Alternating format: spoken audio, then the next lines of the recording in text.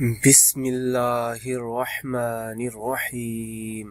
اگر تم پہاڑ سے گرے تو یہ تیرے لیے اتنا نقصان دہ نہیں جتنا کہ تو کسی کی نظروں سے گر جائے فرمان امام حضرت علی رضی اللہ تعالیٰ عنہ۔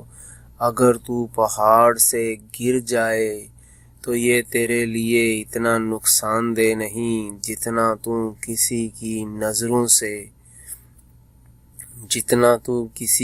نظروں سے گر جائے فرمان امام حضرت علی رضی اللہ تعالی عنہ۔